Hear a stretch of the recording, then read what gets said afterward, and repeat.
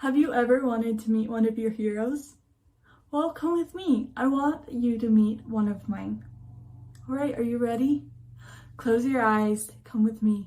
Let's go back to 1941.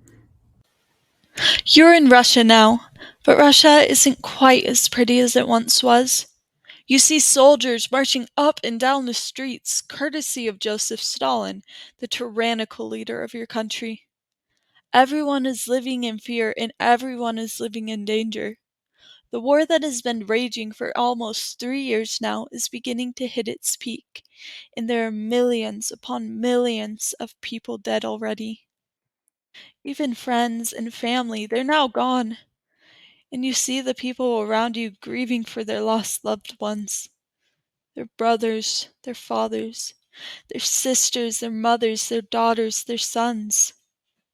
There's constant fear, constant famine, and constant death. And although you've only been here for a moment, I'm sure you're already wondering, will this terror ever end? But despite the fervent prayers given up to heaven, this terror becomes hell itself. On June 22nd, 1941, Nazis marched through your country and directly into your city. There are many around you who are murdered on the spot, the Nazis brutally taking control. Your city, Leningrad, is now under siege.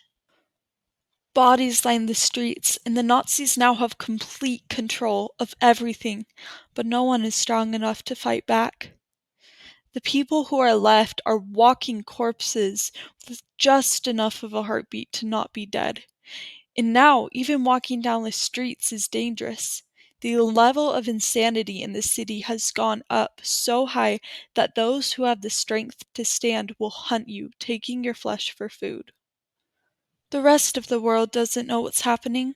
Stalin refuses to acknowledge that something is even wrong, and he won't do anything about it, so no one does. No one knows. Deaths increase, so many that German officers can't even keep track, and this place has truly become hell on earth. But here, this is the part I wanted you to see and the man I wanted you to meet.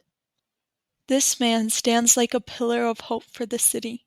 He's not a military hero like you might have thought, or probably even hoped for. This man is a musician.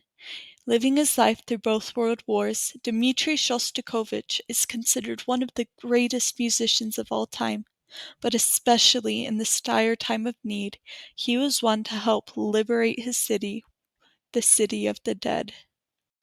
He wrote a symphony, you see, and while that might not seem like it's much, it was a turning point.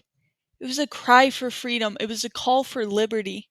It was a symphony to show the strength of the Russian people. A symphony to show that no matter how many times you beat them down, they will always get back up and they will always fight. It is a call for liberation from the Germans. And after it is finished being written, what can you do but play it? But many of the orchestra members are too weak to even hold their instrument or dead. So a cry for help is sent out. Anyone who is able and strong enough to hold an instrument, come and play. And those who are strong enough, they go. Military leaders and generals let any able soldier go and play the symphony for their fallen city. The symphony is broadcasted over the loudspeakers in the radio for you and your fellow citizens to hear. The loudspeakers that were once used for tyranny are now used for cries of freedom. Can you hear it? It's playing for you. It's a symphony to give you hope. Can you hear the story that it's telling? Close your eyes and listen.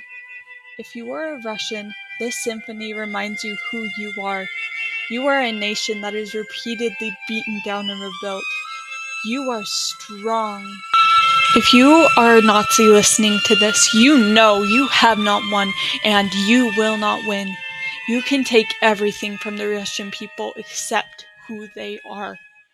When this score was smuggled to America, it was said that the person who composed this must have seen the very depths of hell, and the person decided to raise money to help the Russian people. All this happened, and you still did not win. The city of Leningrad survived. When words fail, Music speaks. This man was no war hero, he was no military leader, but still, through his music, he moved the cause of liberty. You have now met one of my heroes. Let's go back to 2022. Here we are, all together. You have now visited Russia during the war. You saw the horrors that those Russian people went through, but the strength that they exhibited. You saw how a man, through one piece of music, was able to assist in liberating his country. You saw those people who were like corpses get up and go play, even though they had nothing. They were willing to go, and they were willing to help move the cause of liberty. So I ask you now that you have gone back in time and seen all of that, what can you do? For all who are able, pick up your instrument and go change the world.